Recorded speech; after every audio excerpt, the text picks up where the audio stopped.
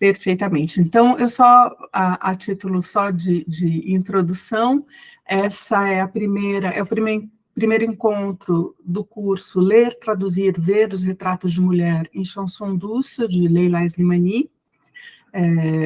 É um evento, um curso de extensão inscrito no programa, no projeto de extensão Leitura, Tradução e Adaptação, coordenado pela professora Ana Luísa Ramazina Guirarte, pela professora Maria Lúcia Dias Mendes e por mim, Rita Jová Faleiros. Somos professoras da Universidade Federal de São Paulo, credenciadas como orientadoras no programa de pós-graduação em letras da Universidade Federal de São Paulo.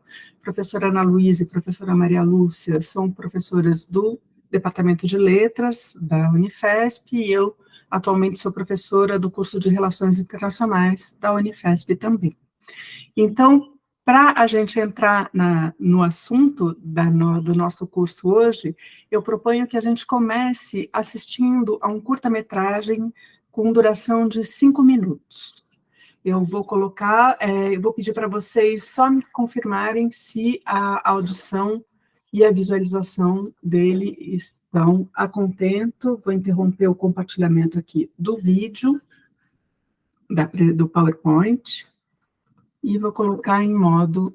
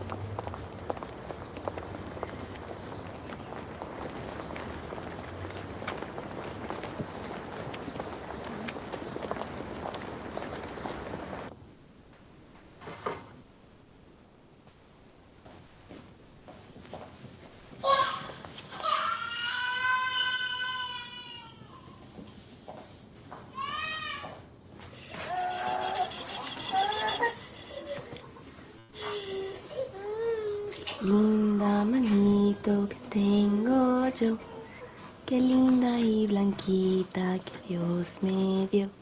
Qué lindos ojitos que tengo yo, qué lindos y negritos que Dios me dio. Linda boquita que tengo yo, qué linda y rojita que Dios me dio. Qué lindas paticas que tengo yo, qué lindas y gorditas que Dios me dio.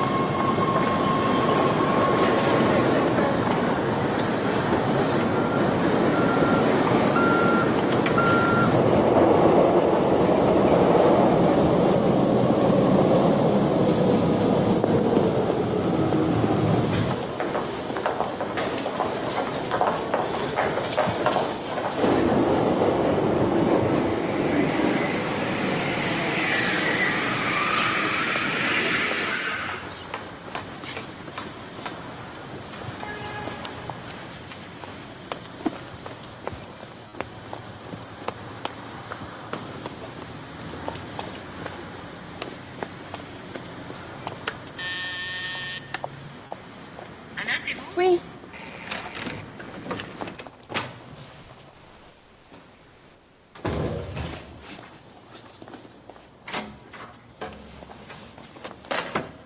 Faut que je me sauve, je suis déjà en retard. Vous m'appelez sur mon portable à midi pour me dire comment s'est passée la matinée? Oui. Oh, Anna, je serai un peu en retard ce soir. 1 heure, 1 heure et quart, pas plus. Ça vous dérange pas, non? Non.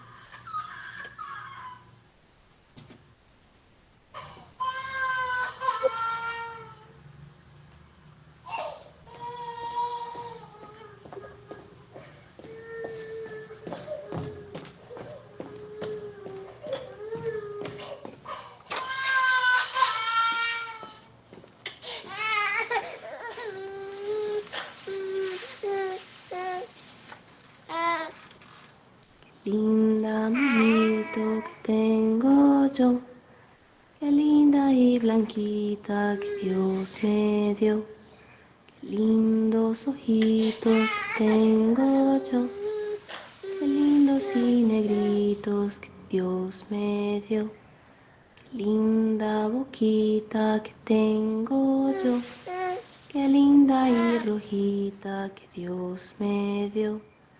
Qué lindas paticas que tengo yo, qué lindas y gorditas que Dios me dio, qué lindas manitos que tengo yo, qué lindos y negritos que Dios me dio.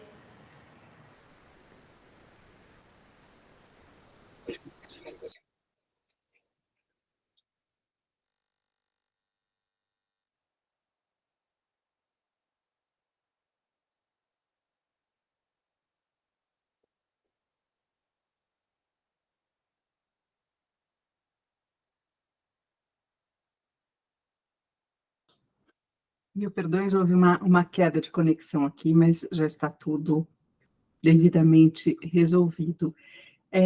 A propósito, meu Deus do céu, não, para tudo, para tudo. Você não tem uma convidada especialíssima aqui que eu estou vendo. Ligadíssima.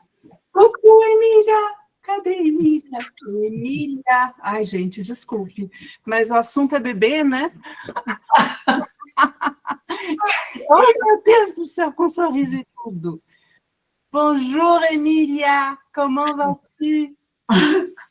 Meu Deus do céu. Ainda não consegui apertar pessoalmente, só a distância mesmo. Que agora que Já causou aqui.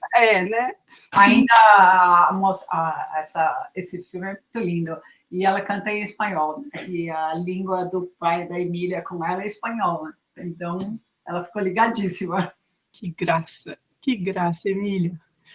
Muito bem, então, justamente, esse vídeo, ele é um curta-metragem, eu agradeço ao Zé Alberto, que foi nosso anjo, que pôde nos franquear o acesso a ele. Esse vídeo é um curta-metragem que sai de uma antologia de curta-metragem chamada Paris, je t'aime. Salvo engano, é uma coletânea de curta-metragens em que vários diretores do mundo todo contam pequenas histórias sobre Paris. Então, são temáticas diferentes e cada história se passa em uma parte da cidade.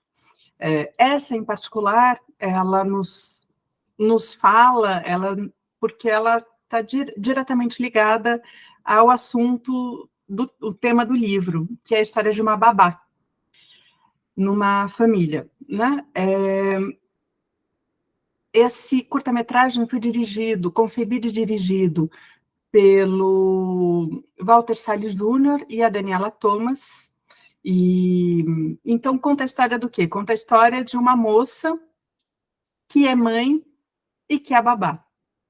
O título do curta-metragem é Loin de Paris. Loin de Paris. Até agora me disseram só Loin do 16e. Loin do 16e. 16e é um bairro, se a gente pode chamar assim de bairro, de Paris. A gente tem uma imagem aqui do que nós chamamos, ou que os franceses chamam do escargot, que é o escargot? É a divisão da cidade de Paris em arrondissements, em distritos, que começa no centro, aqui na região do Louvre, bem no meio, né, onde vocês veem ali Beaubourg, é o Museu Georges Pompidou, e faz um espiral, e a esse espiral a gente chama de escargot. E esses bairros dentro de Paris são bairros cujo poder aquisitivo da população é relativamente alto, é muito caro morar em Paris, intramuros, né? Então, a mão de obra menos qualificada, a mão de obra que trabalha como empregado doméstico, como babá, como enfim, no setor de serviços, tende a morar fora dos muros em razão das questões financeiras, do preço de Paris. Então, a gente vê a história de uma jovem que canta em espanhol, então, provavelmente uma jovem latina, né, uma jovem de língua espanhola, provavelmente da América Latina, ela tem traços indígenas, ela tem um cabelo preto comprido, escorrido, ela canta para o seu bebê. Ela acorda muito cedo, leva o seu bebê para a creche, e, se vocês observaram, ela pega um trem, um metrô, um trem e desculpa, mexeram aqui na porta. Ela pega um trem, o RER, provavelmente, depois ela pega o metrô e o ônibus para conseguir chegar ao 16e. Então, o 16e em Paris é essa região aqui. É uma região nobilíssima, de prédios caríssimos na cidade, e, né, por exemplo, é nesse lugar que fica a mundialmente conhecida Torre Eiffel. Então, vocês imaginem o que deve ser morar no 16e. Eu não consigo imaginar muitos valores de locação e de compra, o consumo, enfim, tudo. E o que esse filme, esse curta-metragem traz para a gente como informação, né? Ela é uma moça que é mãe e que é babá. Mas ela canta essa canção de niná para o seu bebê e para o bebê de quem ela cuida. Quando ela é mãe? Ela é mãe de quem? Que papel ela ocupa como mãe? Que papel ela desempenha como babá? Ela chega ao trabalho, a mãe sai correndo para trabalhar e ela canta a canção de niná para o seu bebê, olhando para o bebê da sua patroa, né? Ela começa a cantar para o bebê que está ali chorando e os olhos dela se perdem porque a gente imagina essa moça indo para longe de Paris, que é o título do curta-metragem, pensando no seu bebê, que está numa creche e que espera por ela. Então, aqui a gente já pode pensar naquilo que nos aguarda um pouco, que é esse tensionamento entre a mãe e a babá, entre essa pessoa que tem que desempenhar essas duas funções. Não sei se vocês já tiveram curiosidade de acompanhar um pouco ou de buscar descobrir a narrativa em torno da chanson douce, do romance Chanson douce, da Leila Slimani, de 2016, mas o nosso propósito aqui hoje é começar falando de uma entrada orientada para a leitura literária, né? Então, é claro que é um romance que sai de uma notícia de jornal, então tem um aspecto dele que está ligado ao que a gente chama em francês de fait divers. O que é um fait divers?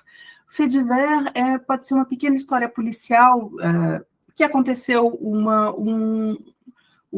história um pouco inusitada, uma história um pouco diferente. É diferente de uma notícia de guerra ou de uma notícia a propósito do Congresso Nacional. É um evento fora do comum, é um fato que não cabe nas colunas tradicionais, ele entra como fait divers. Então, um crime, por exemplo, pode aparecer noticiado como um fait divers. Então, trata-se de um romance que é um fait divers, que nasce de um fait divers e que nos é apresentado na primeira cena. E o que é esse fait divers? Esse é um evento que aconteceu em Nova York nos anos 2000, no começo dos anos 2000, em que uma babá assassina as duas crianças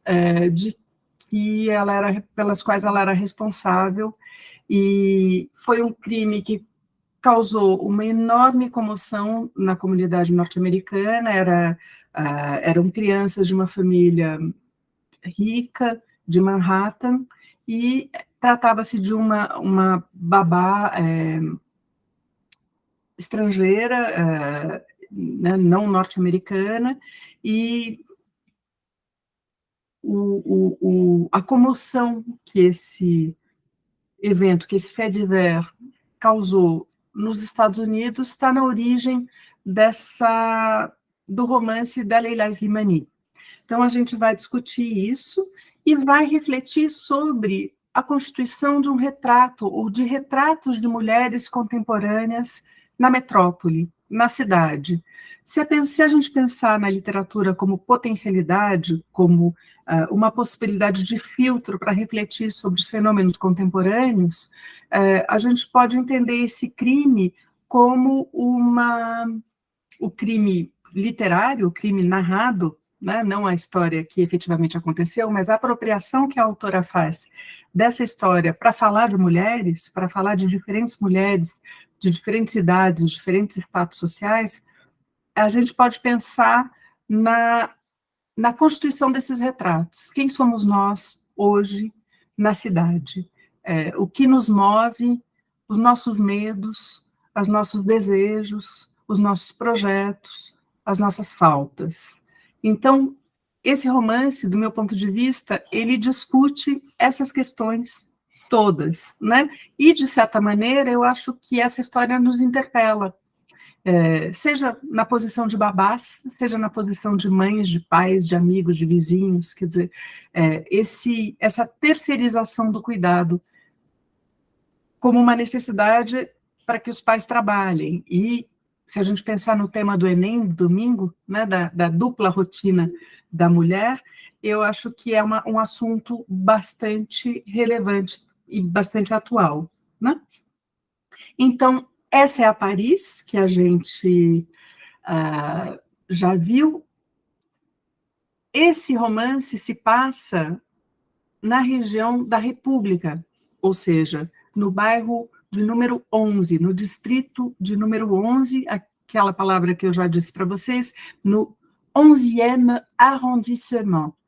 Não é um bairro nobre como o 16, como o 16e, ele não é nesse grau de luxo, de alta burguesia, mas, como todo lugar em Paris, é muito caro também, e é um lugar que acaba reunindo um perfil mais de uma população que se diz em francês de burguês boêmios, bourgeois bohème, ou que são apelidados de bobo.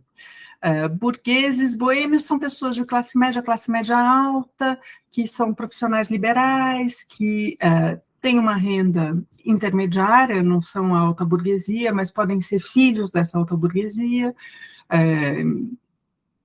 e podem se permitir, se dar o luxo de contratar uma pessoa para cuidar dos seus filhos, o que em países da Europa é muito mais caro, é muito mais difícil. Muito bem.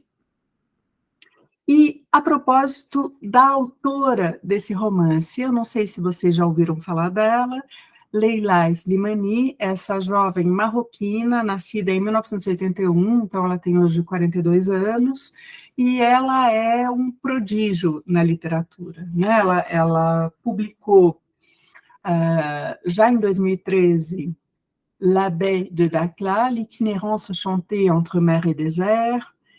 Em 2014, Dans le Jardin de l'Ogre, que fez um sucesso retumbante, em português, No Jardim do Ogro, a história de uma ninfomaníaca. Em 2016, Chanson douce, Canção de Ninar. Le Diable est dans le détail, em 2016. Sexe et mensonge, La vie sexuelle au Maroc, em 2017, que tem um aspecto mais documental. Ela entrevista mulheres marroquinas num país cujo controle social é bastante importante, um país de maioria muçulmana, então os hábitos sexuais das mulheres não são obrigatoriamente tematizados, ou não, talvez não possam vir a ser tematizados como em locais com uma maioria de perfil mais laico, ou com um código moral religioso menos restrito. Parole d'honneur, em 2017, Simone Veil, Mon Héroïne, 2017, e agora, Le Pays des Autres et Regardez-nous danser, é uma trilogia, então a gente ainda está no segundo título, do Marrocos, um romance cuja leitura me mobilizou bastante, e eu recomendo muito. Acredito que não esteja traduzido ainda em português, O País dos Outros, talvez já esteja, eu não procurei, que não era a nossa temática aqui, que é o primeiro romance que conta a história do Marrocos a partir do pós-guerra, do pós-Segunda Guerra Mundial, e que chega até, salvo engano, o início dos anos 80. Regardez-nous danser já conta a história da segunda geração de uma família marroquina, e a gente aguarda com ansiedade pelo terceiro romance, em que a gente imagina que a autora vai atingir já o século XXI para falar da história do Marrocos. Então, em 2016, com a Chanson douce, a Leila Slimani ganhou o prestigiosíssimo Prêmio Goncourt de Literatura, equivaleria no Brasil a um prêmio Jabuti, só fazendo a ressalva que o prêmio Goncourt é um prêmio muito mais antigo na França, e prestigiadíssimo, né? Foram poucas as mulheres que ganharam um Goncourt, e eu posso dizer para vocês que esse romance é um romance curto, é um romance denso, é um romance escrito numa linguagem bastante jornalística. Inclusive, a autora tem uma formação nesse sentido, ela não é só romancista, como se já não fosse uma profissão de tempo integral, mas ela também tem uma dimensão profissional de uma formação como jornalista, e também ela fez Sciences Po na sua graduação, e atualmente ela representa o presidente Emmanuel Macron junto à Organização Internacional da Francofonia. Então, é alguém que tem uma vida com atividades bastante diversas, e é uma jovem mãe também de 2 crianças.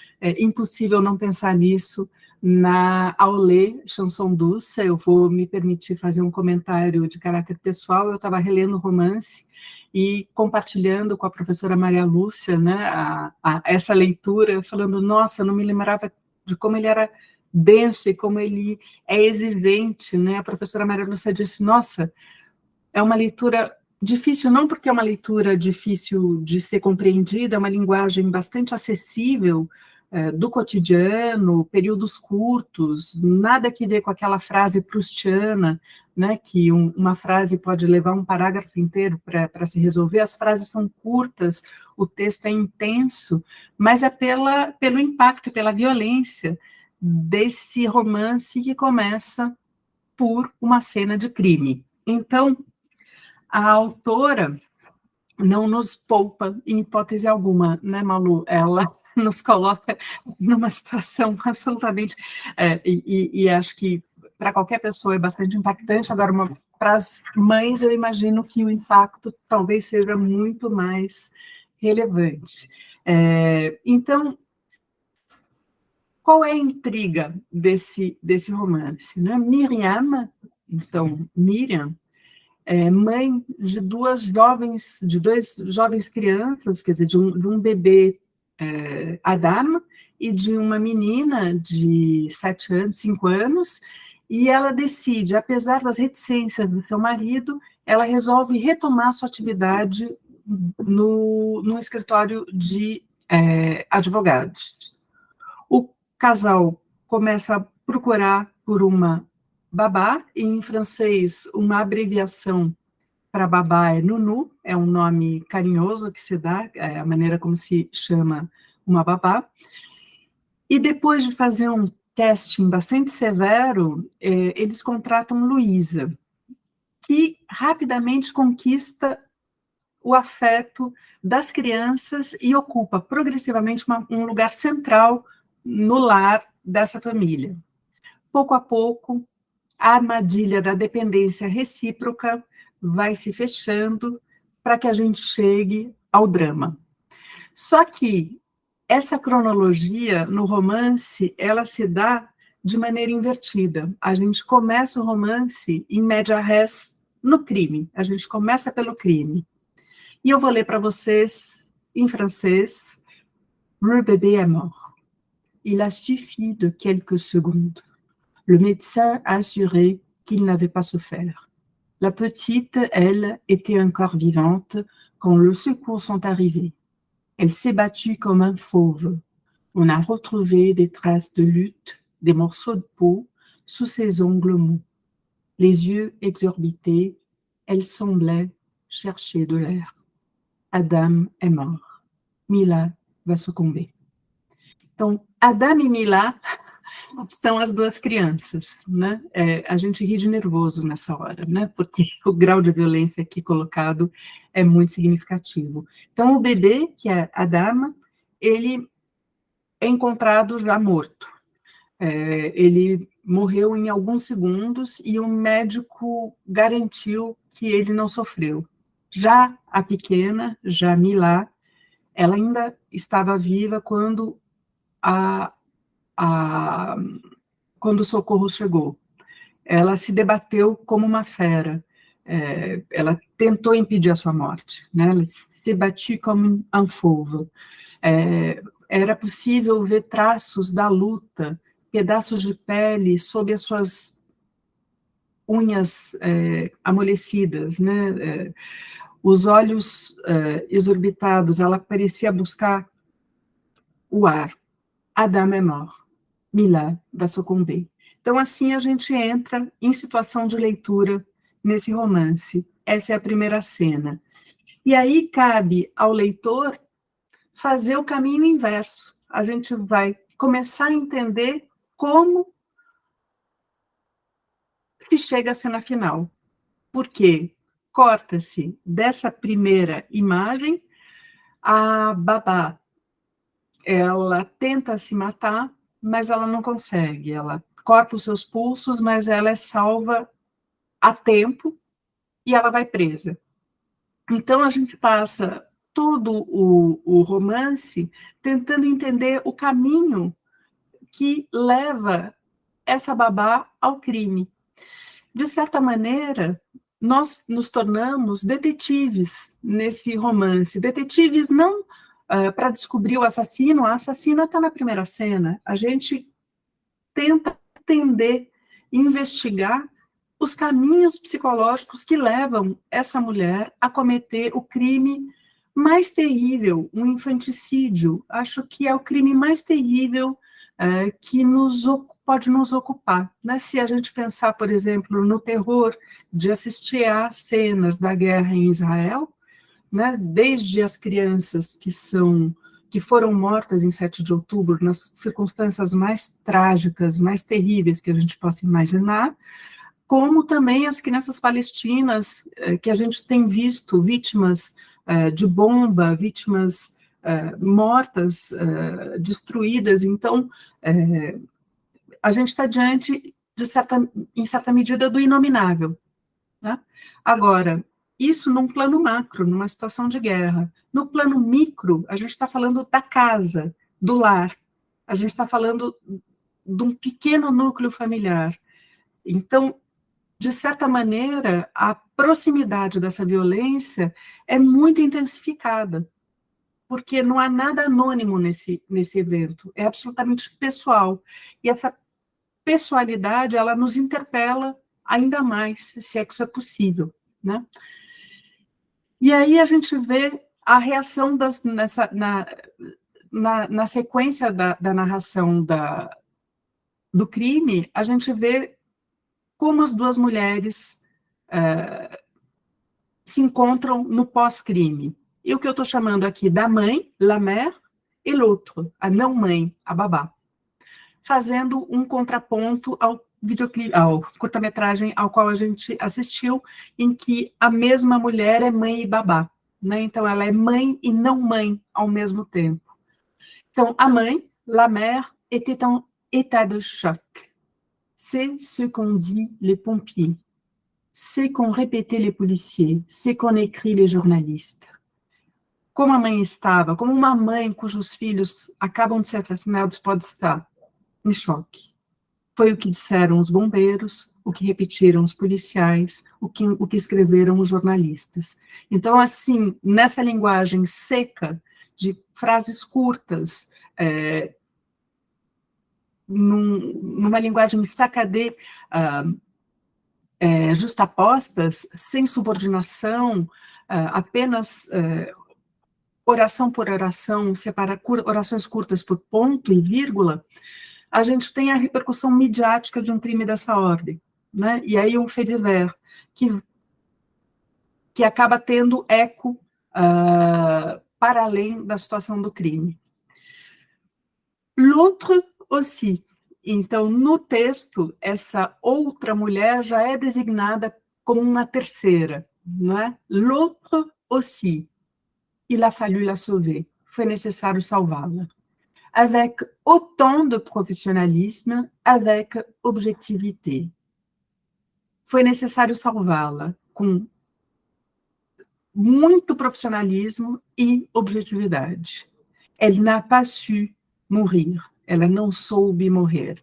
La mort, elle n'a su que la donner.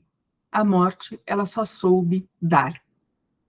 Então, aqui a gente é apresentada as duas mulheres, a mãe e a outra.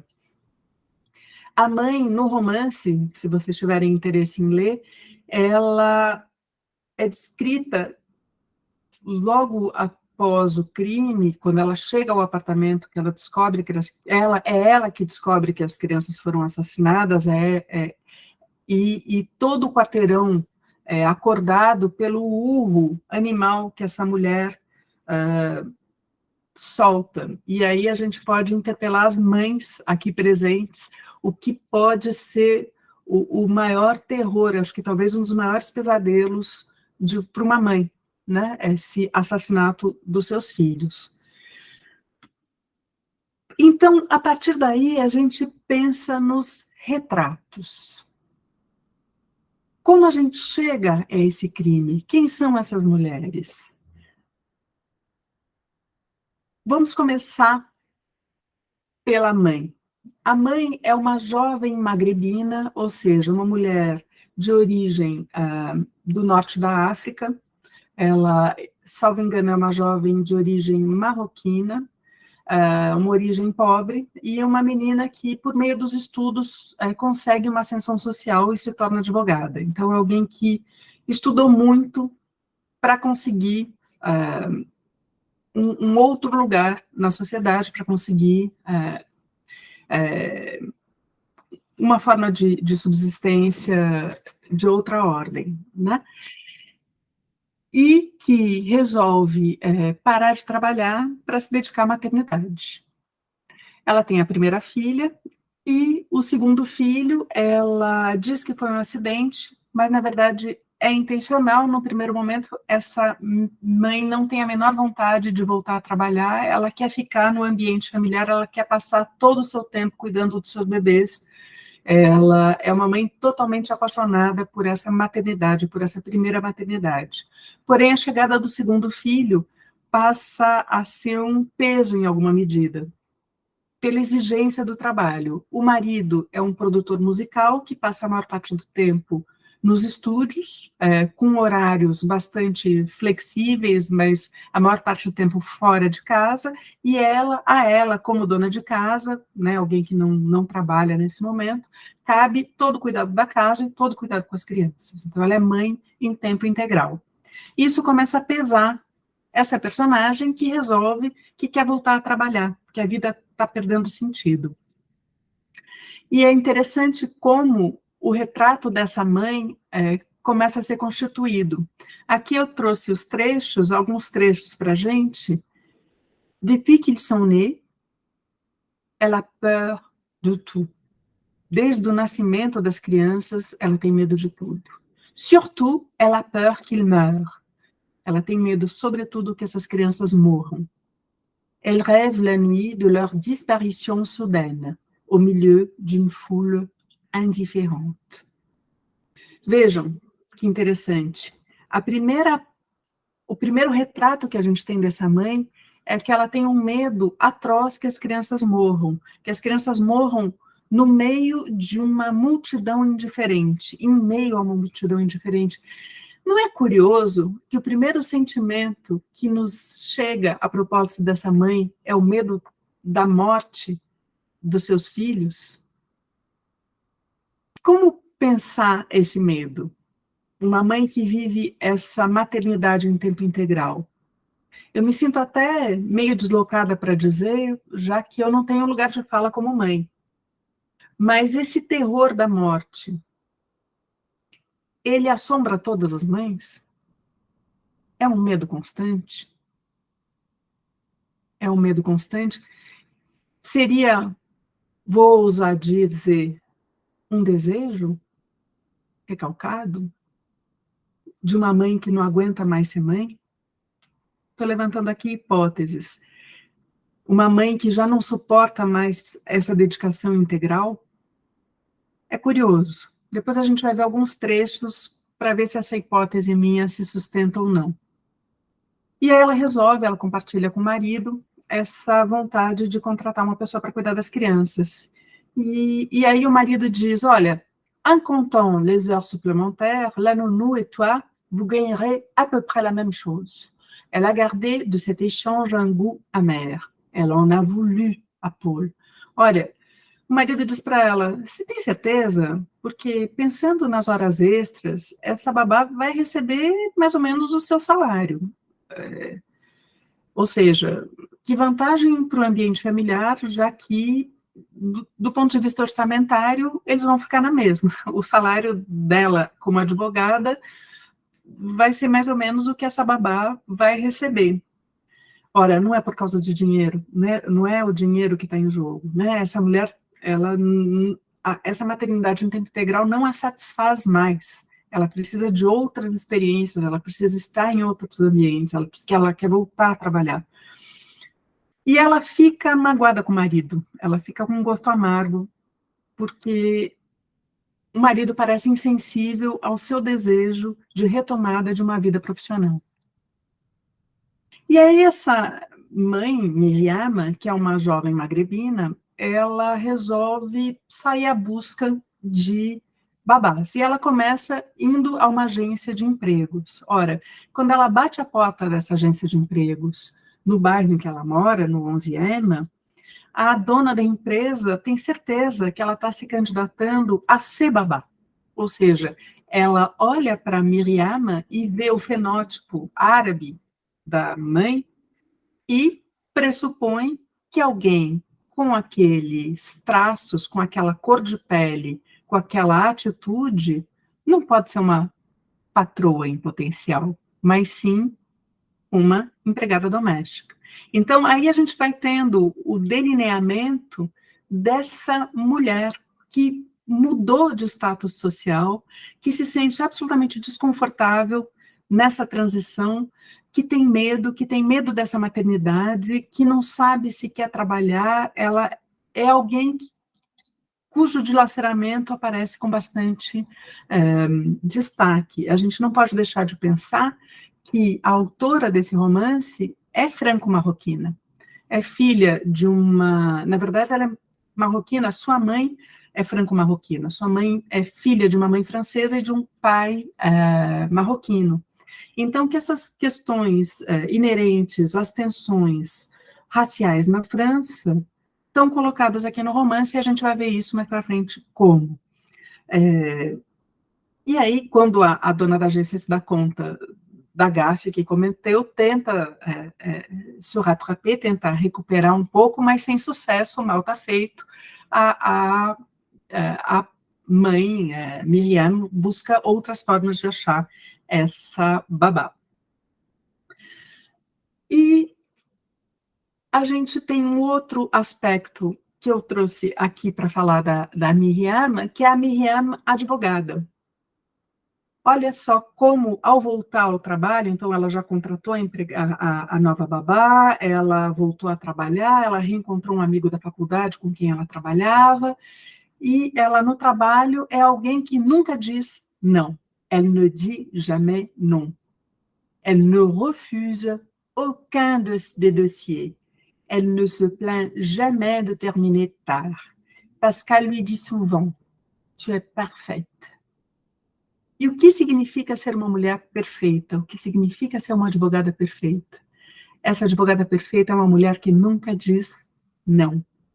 Essa advogada perfeita, ela nunca recusa uma proposta de trabalho para além do que ela já faz. Ela nunca reclama de terminar o trabalho tarde.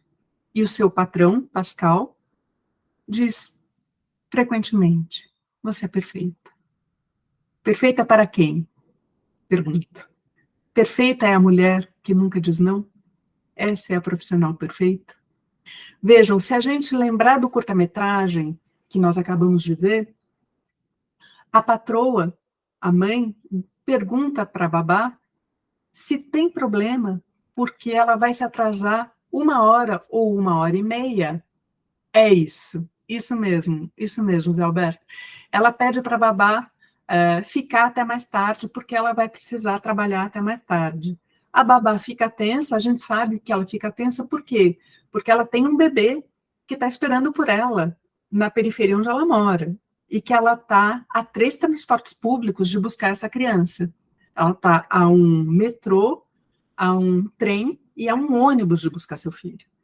Ora, 1 hora de atraso para quem tem um bebê para ser recuperado na creche é bastante. E essa babá fica totalmente congelada, totalmente rendida, e depois de um silêncio constrangedor, diz para sua patroa, não tem problema, eu fico. Não seria uma babá perfeita também? E aí eu deixo a pergunta para vocês, inicial. A mulher cabe a perfeição de sempre dizer sim? Isso é um retrato que está constituído no romance? Pergunta. A propósito da outra, Luísa, a babá. Então, aqui a gente tem a carta de intenções da Miriam, da personagem, da protagonista mãe, em relação à babá que vai ser contratada. O que a Miriam não quer e o que o Paul não querem da babá que vai ser contratada. Elle ne veut pas engager une maghrébine pour garder le petit. Então vejam que a mãe magrebina não quer uma magrebina cuidando de seus filhos. É sintomático, ela não quer a proximidade cultural, ela não quer que essa babá fale em árabe com suas crianças, ela não quer que a babá tenha muita liberdade com ela, já que elas são as duas magrebinas. Então vejam como a tensão de classes já se coloca nesse momento do romance. A mãe magrebina não quer uma igual para cuidar dos seus bebês. Ela mudou de classe social, ela mudou de estatuto. O que mais eles não querem? Pas de sans-papier. Também não queremos uma imigrante ilegal. Pour la femme de ménage ou le peintre, ça me dérange pas. Ou seja, trabalhadores ilegais, como babá, não. Se for a faxineira ou se for o pintor, tudo bem, mas não a babá. Vejam como A própria Slimani, num outro romance, ou numa obra, diz: o diabo mora nos detalhes. Le diable vit dans les détails. Por que essa divisão, essa segmentação entre os profissionais que prestam esses serviços? Quer dizer, quanto mais íntimo, menor a possibilidade de um ilegal ou de um magrebino. Quanto mais distante, quanto menos pessoal for a relação, uma faxineira, um pintor, isso não se coloca como uma questão. Mas na intimidade familiar do cotidiano, uma pessoa ilegal, um magrebino, não é aceito por esse jovem núcleo familiar. Para o resto, em termos gerais, a babá não pode ser velha demais, pas trop vieille, ela não pode ser voilée, ela não pode ser muçulmana cobrindo o seu rosto. Então, mais uma vez, uma questão cultural, religiosa, como limite. Então, além de não ser magrebina, também não pode ser uma muçulmana que use o véu. E também não pode fumar. Vejam como essas categorias são colocadas de maneira, como elas são enumeradas, né? Ela não pode ser magrebina, ela não pode ser ilegal, ela não pode ser velha demais, ela não pode usar véu, ou seja, ela não pode ser uma muçulmana ortodoxa, e ela não pode fumar. Aqui a gente tem, então, um retrato do que essa babá não pode ser. E aí digamos, o oposto a isso que se materializa na babá que eles contratam. Só que vamos lembrar que a babá que eles contratam, que não é magrebina, que não é velha demais, que não usa véu, que não é ilegal e que não fuma, mata as duas crianças. Vejam só. Eu estou falando aqui, porque eu falo bastante mesmo, mas vocês fiquem à vontade para perguntar, seja no chat, seja abrir o microfone e perguntar. Eu esqueci de dizer isso, ça va sans dire, mais ça va mieux en le disant, né? Isso vai sem dizer, mas é melhor quando a gente diz. Então, quem quiser perguntar, quem quiser fazer perguntas aqui, ou fazer comentários, observações, o espaço está aberto, tá, gente? É uma conversa. Eu estou falando bastante, mas, em princípio, é uma conversa. Alguém gostaria de pontuar alguma coisa aqui? Não? Então seguimos. Então, como é que se chama essa babá de sonhos que o casal contrata? Ela se chama Luísa, La Lunou. E aqui eu trago o retrato dos pais. Então, como é que os pais olham para essa babá? Qual é a visão, o que a gente apreende sobre essa babá no olhar dos pais no romance?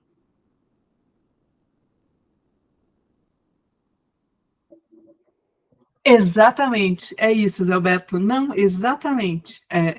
Eu acho que é isso que eu tentei aqui desenhar para vocês, e você, como sempre, capturou, né? Eu nem acho que seja uma brisa, não, acho que é a coisa como ela é mesmo. É uma questão cultural forte, né? Tem uma dimensão política bastante significativa aqui nessa construção narrativa. Então, como é que essa babá assassina est vista initialement par les pais. Paul et Myriam sont séduits par Louise, par ses traits lisses, son sourire franc, ses lèvres qui ne tremblent pas. Elle semble imperturbable. Elle a le regard d'une femme qui peut tout entendre et tout pardonner. Son visage est comme une mer paisible, dont personne ne pourrait soupçonner les abysses. Ma nounou est une fée. Paul lui dit en souriant qu'elle a des airs de Mary Poppins. Vejam só que anjo que se materializa na sala deles. Então, ela tem os traços lisos, ela tem um sorriso franco, seus lábios não tremem, ela parece imperturbável. Imperturbável, perdão. Ela tem o olhar de uma mulher que pode tudo ouvir e tudo perdoar.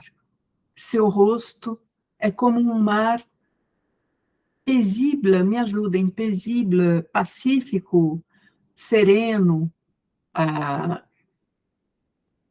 sorriso franco. Franco, né? Tem uma ambiguidade aí, é francês também, franco como franco, os francos, os bárbaros que dominam o norte da França, e um sorriso franco, no sentido primeiro, nosso. E ela tem esse rosto paisible, sereno, do qual ninguém poderia suspeitar os abismos desse rosto paisible, né? Minha Nunu é uma fada. Ma Nunu est une fée.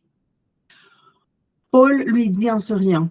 Paul diz a ela sorrindo que ela parece a Mary Poppins. Quem lembra da Mary Poppins? Aquela babá fada, né, que chega e salva uma família que perdeu a mãe, né, salva o pai e as crianças, e ela é literalmente uma fada, porque ela tem poderes mágicos, né?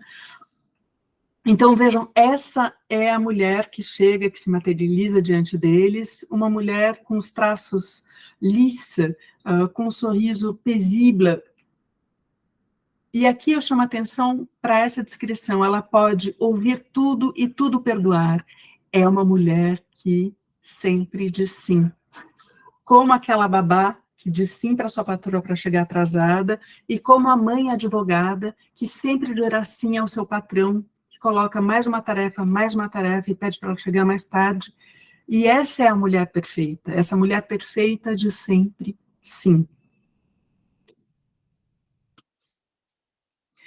Mas, para fazer o mosaico desses retratos, nós, leitores, temos uma vantagem em relação aos pais, já que o romance ele é narrado por um narrador onisciente, um narrador que sabe tudo o que está acontecendo na narrativa, mas não é personagem, e só por isso ele pode ser onisciente.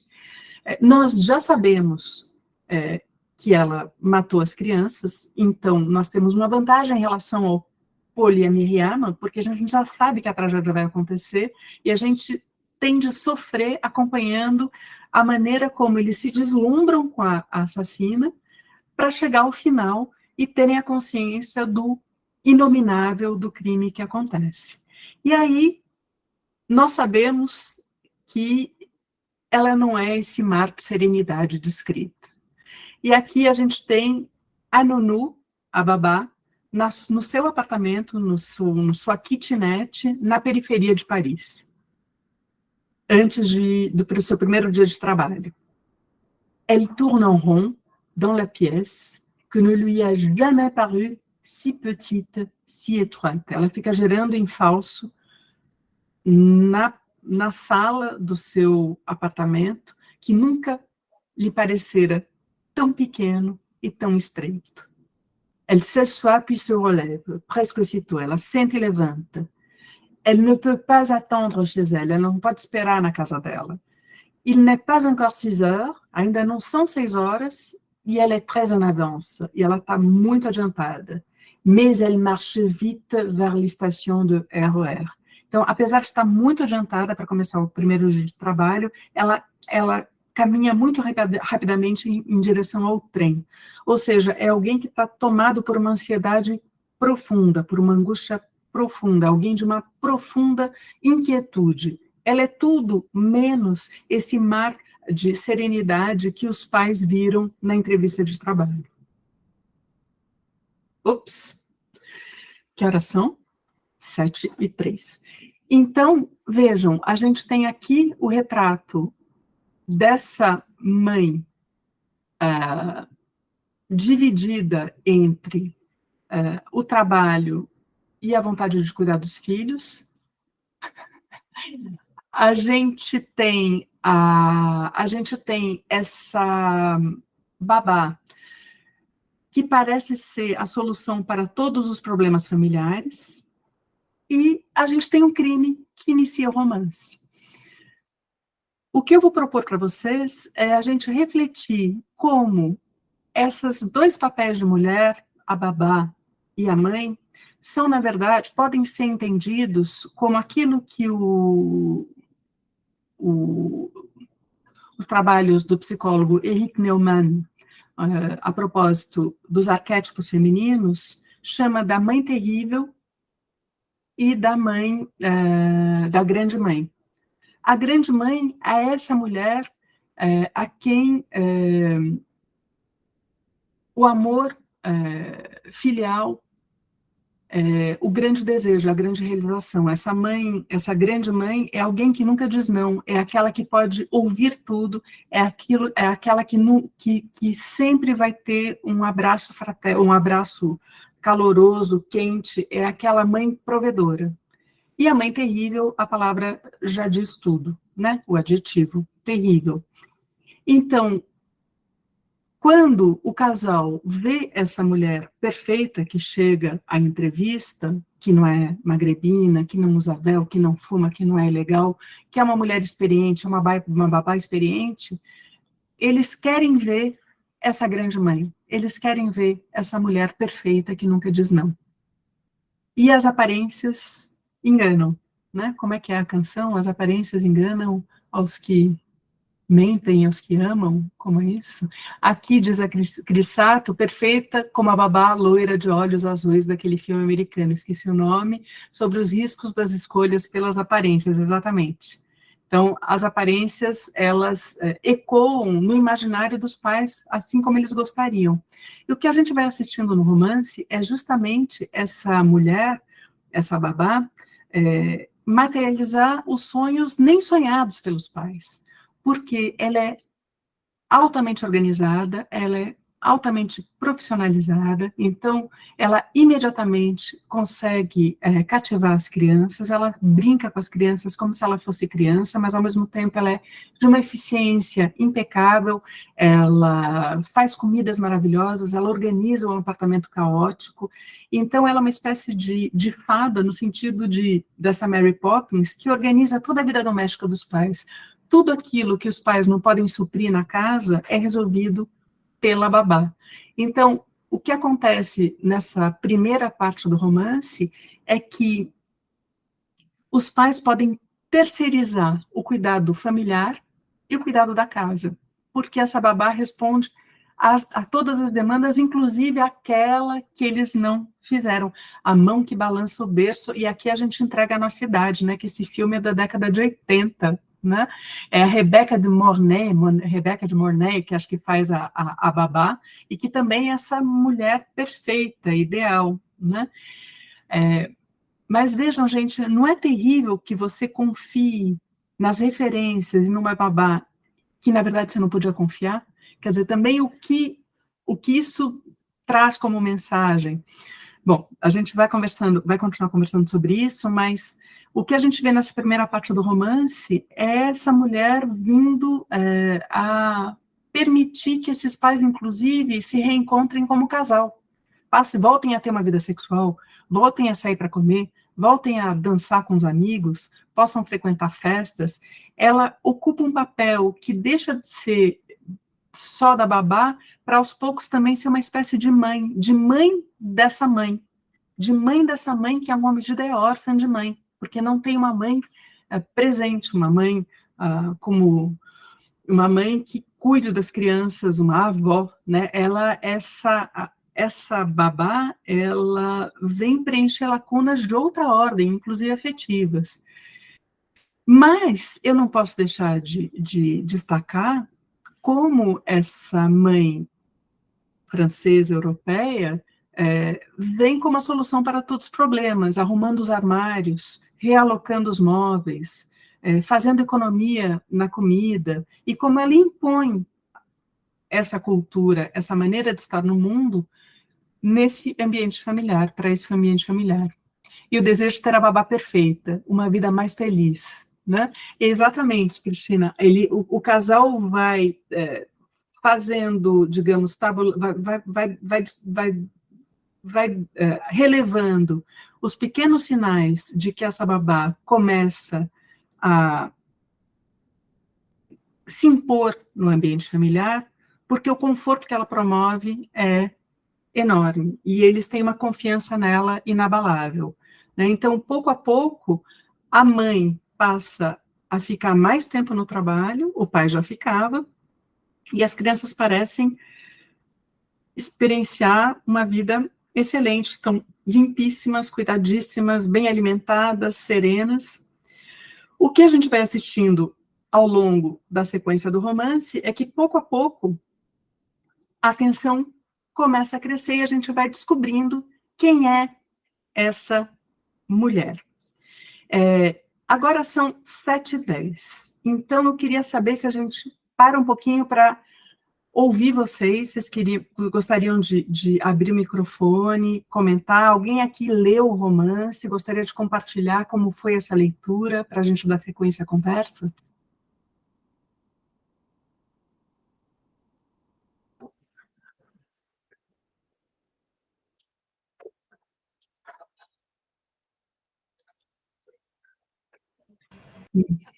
Não? Bom, sim, alguém? Cris Sato, por favor. O microfone e a câmera são seus. Sim, eu li o livro. E foi, como você comentou, né, é uma leitura muito densa, porque começa já pelo assassinato e quando vamos entrando na história, nós vamos ficando um pouco angustiados, porque nós sabemos o final e a descoberta de tudo e do perfil psicológico vai nos deixando um pouco angustiados.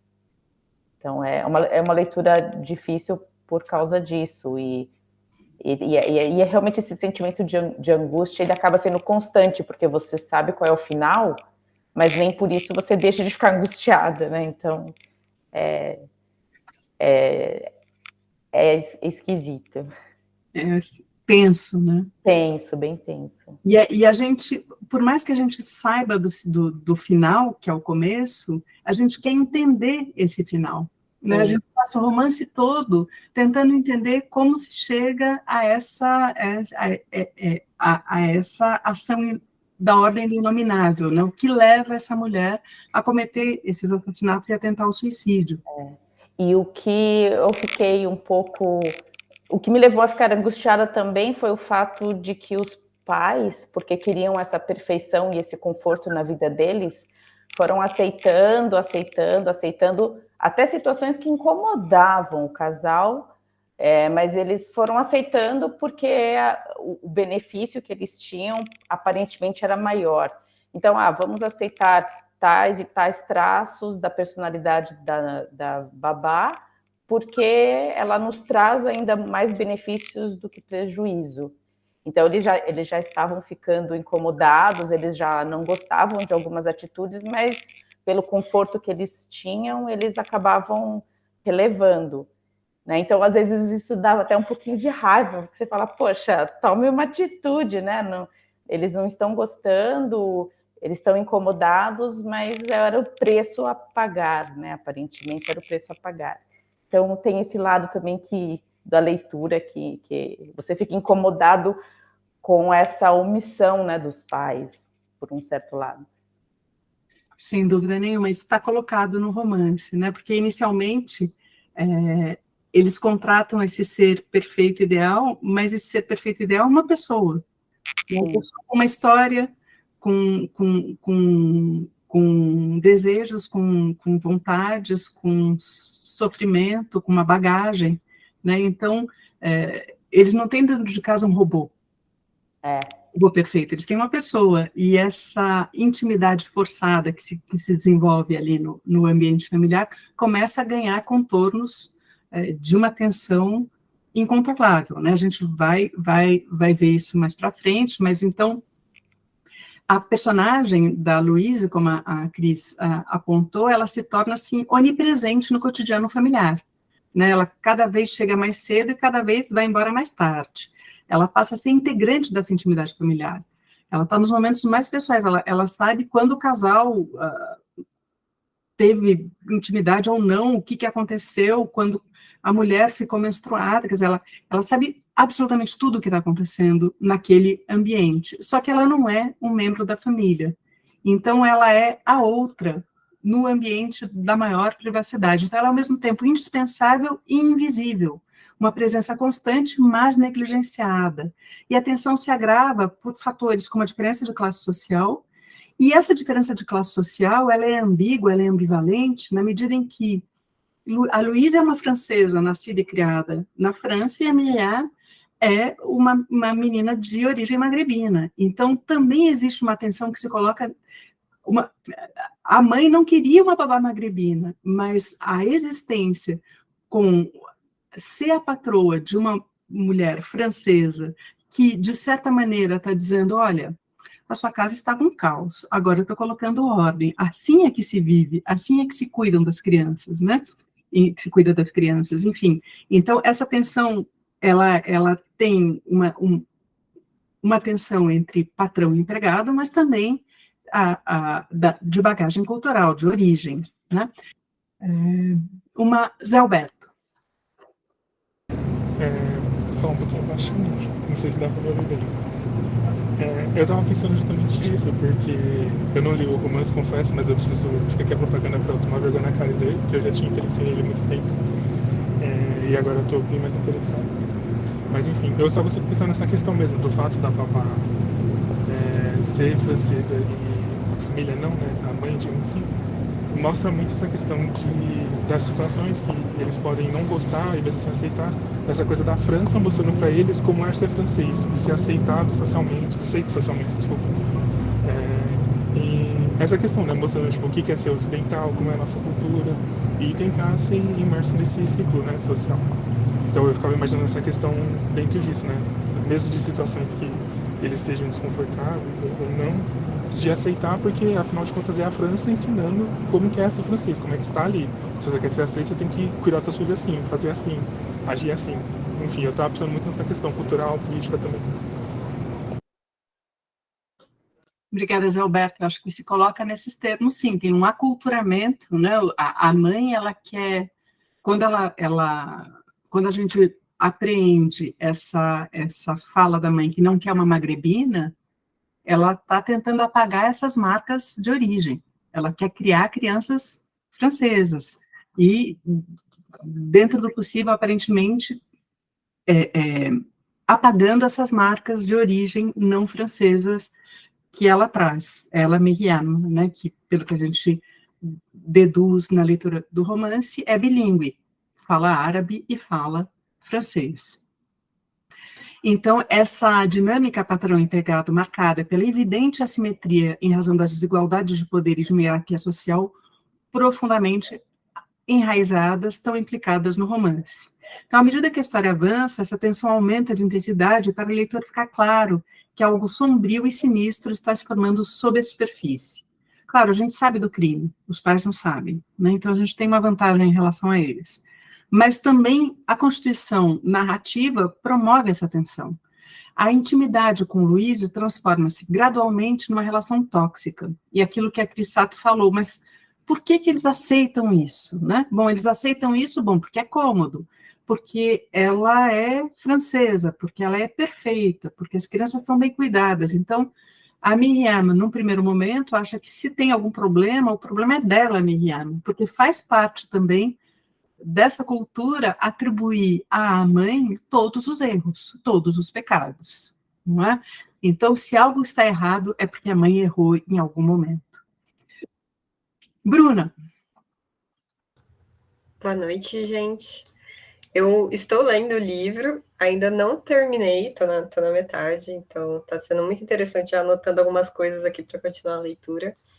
E é engraçado que na minha experiência de leitura, eu li o primeiro momento que a gente vê o dilema da Miriam como mãe que está se preocupada com a carreira e as questões que ela vai colocando, as nuances, como se ela se deixasse levar pelos pensamentos negativos, achando que as pessoas estão enxergando ela de uma tal forma, sendo que ela possivelmente não está daquela forma. E quando ela encontra aquele amigo advogado, né, ela falando que ela estava toda descabelada, suja, vê se pode, depois de ser a melhor aluna, encontrando ela naquela situação como mãe.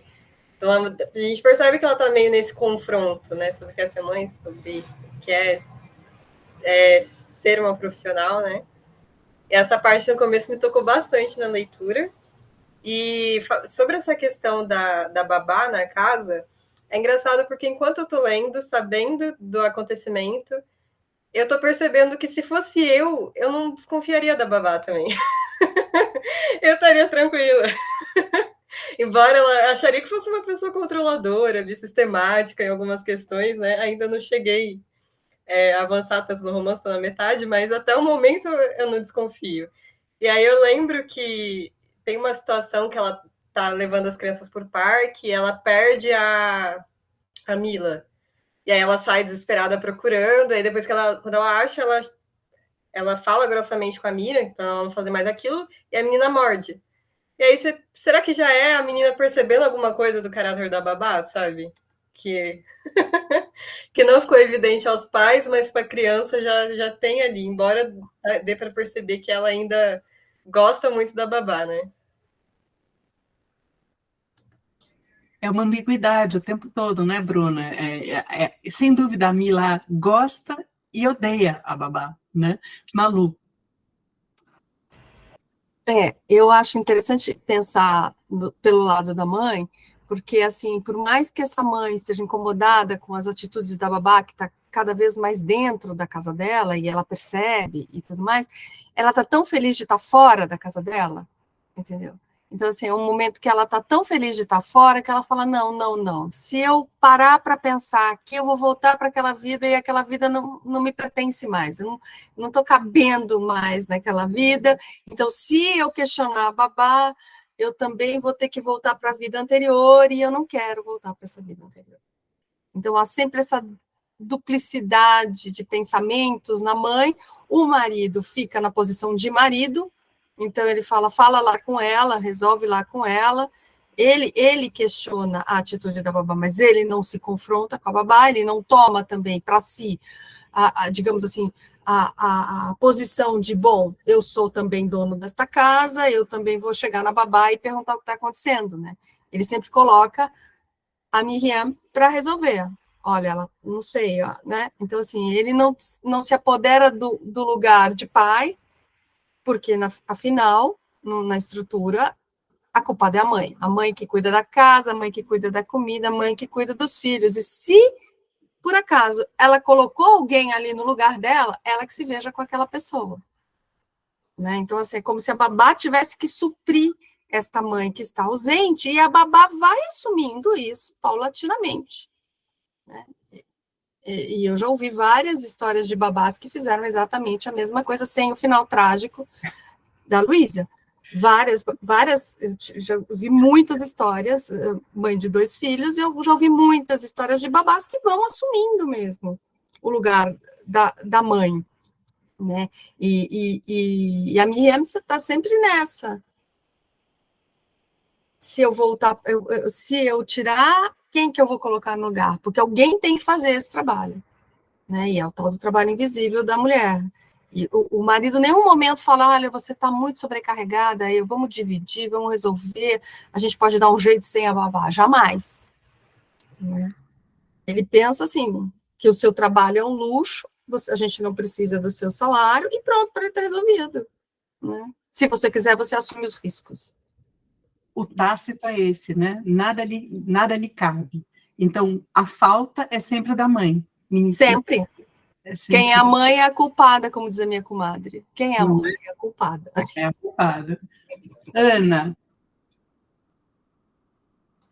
Então, eu queria falar uma coisa sobre as personagens, mas não é tão próxima do que vocês estão falando. Uma coisa que me deixou assim arrebatada quando eu li o livro e foi esse começo trágico, né? Até ontem a gente estava tendo aula sobre a Dama das Camélias e aí eu falei para os alunos, vejam que interessante, a Dama das Camélias e a Canção de Niná começam do mesmo jeito, né? Porque já está dado. O que vai acontecer a história do livro já está dada. Não tem nenhum fato que ocorra no livro que seja mais importante do que esse fato, então o leitor já inicia o livro sabendo o que vai acontecer, já sabe o fim. Então, veja, o que nos prende à leitura, em geral, é essa ansiedade de ver como que vai ser o desfecho da história. E essa história, a gente já sabe o desfecho. Então, para mim, isso foi uma coisa, assim, surpreendente positivamente, porque me mostra o quanto a Slimani, ela tem uma perfeição na escrita para tirar o foco dessa narrativa do que vai acontecer e colocar o foco nas personagens. Então, quem está lendo está prestando atenção nas duas mulheres. Quem está lendo não está lendo para saber o que vai acontecer. Então, é uma leitura que se desenvolve de um modo completamente diferente. A gente não está lendo para ir ver onde vai parar essa história. Não, a gente está lendo para ver os personagens, para ver como que eles estão se comportando para ter acontecido o que aconteceu. Então, você mesma falou que a gente vai lendo e vai se perguntando, nossa, mas cadê essa babá que vai matar alguém? Porque tem tanta coisa boa, tem tanta perfeição, né? Então, para mim, esse é o grande ponto do livro dela. E o modo como ela escreve também, as frases curtas e um pensamento conciso, tudo isso vai construindo essa perfeição para chegar nessas personagens que são, assim, estereótipos de realidade, né? É mesmo arrebatador, né? É arrebatador, porque é uma constituição que não simplifica nada, né?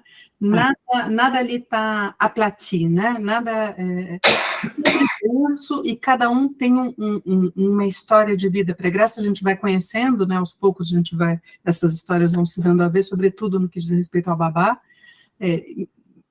Mas eu concordo com você, eu só acho que também o fato de saber que o crime acontece é como se houvesse uma tarefa que nos é dada, que é um pouco paralela à detetive na história, porque não sei se vocês se lembram, tem uma inspetora no romance que está tentando entender o que aconteceu, que passa até o último, e a gente, na semana que vem, vai abordar isso, que passa até a última página do livro tentando entender o que leva essa babá a cometer o crime, e, em alguma medida também, a gente tem que se satisfazer com o fato de que não há explicação, né? Que existe claro, a gente pode dizer que essa babá está com um problema financeiro enorme, que ela vai ser despejada, que ela vai ser demitida, mas outras tantas pessoas conhecem uma realidade dessa ordem e não assassinam duas crianças, quer dizer,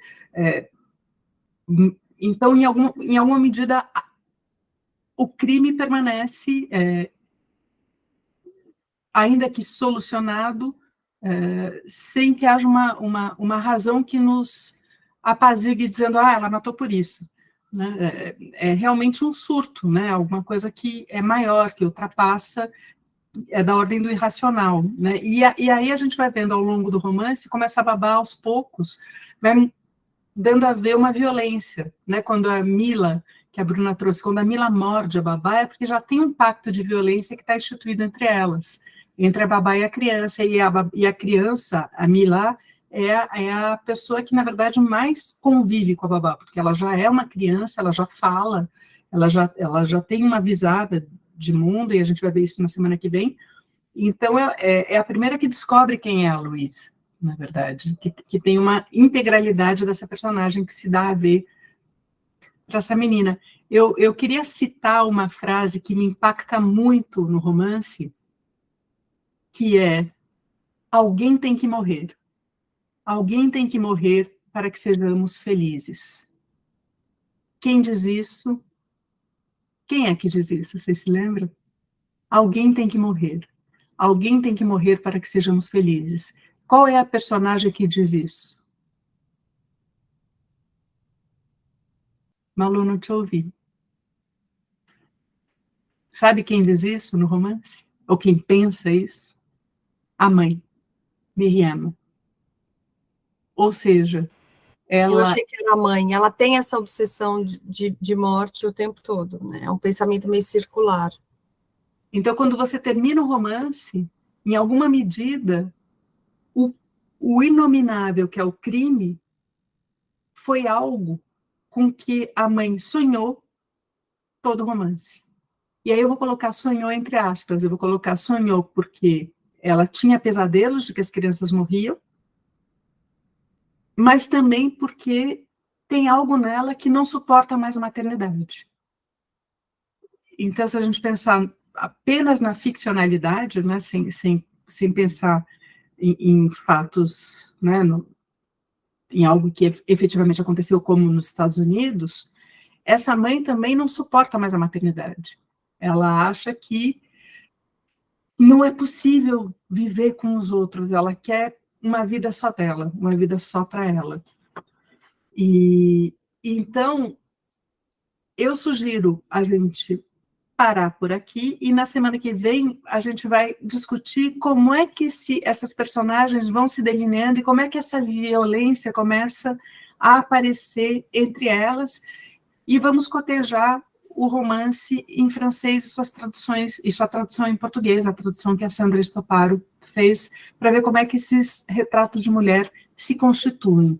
No nosso último encontro, no dia 28 de novembro, a gente vai ver como é que essas imagens no filme, quais foram as escolhas que o filme, que quem adaptou o romance para o cinema fez do ponto de vista do roteiro e da escolha dos atores que encarnam as personagens. Não sei se vocês gostariam de dizer mais alguma coisa, trazer mais alguma questão, algum comentário, observação, dúvidas, angústias, temores, terrores, tremores.